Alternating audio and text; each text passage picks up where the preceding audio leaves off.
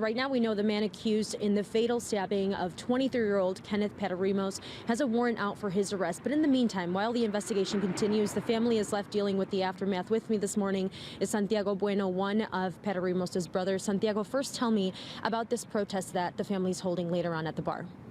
It's a peace protest, just so justice can be served.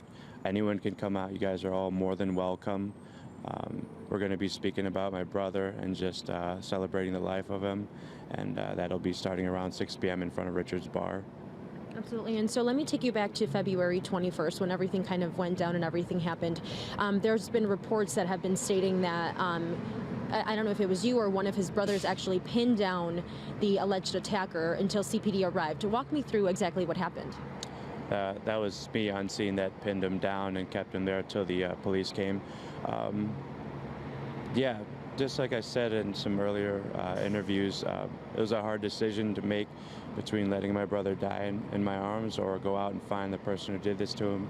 And, you know, those were decisions I had to make within seconds. It sucked, but that's the right decision that I thought I made at the time. And then, you know, like I said, I ran after the guy because he was trying to get away. If I was late by a split of a second later, he would have turned and hit the corner and been in the alley or been up the street. So it's just, I had to act within seconds.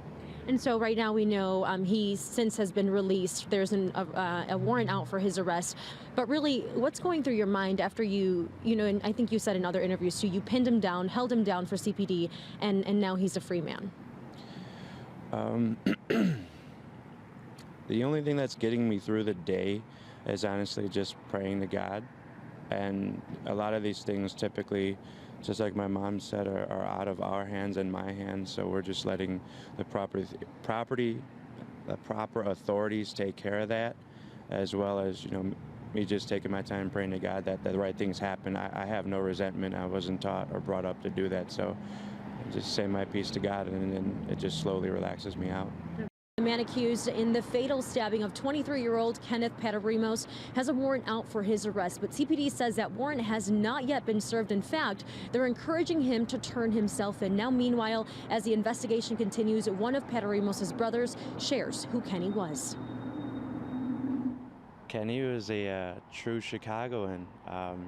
Loved his house music, loved going to all the music festivals, definitely a Pilsen person. Went to eat tacos everywhere, so, you know, he's that loving young 23-year-old guy. Santiago Bueno talked about the night of the crime. He says he didn't hear the argument, just saw the altercation between a man and his brother, Kenny, that ended up costing his life.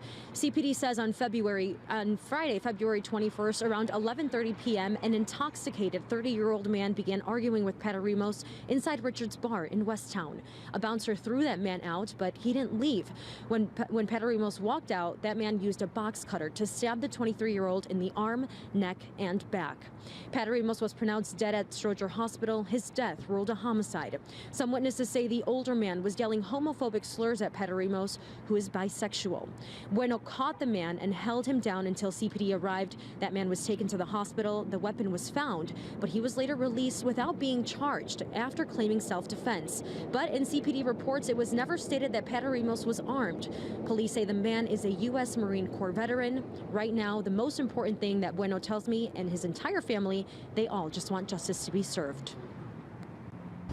Take your time to read the story. Don't judge it. No, there's no resentment on any end. We just want justice to be served like anyone else would.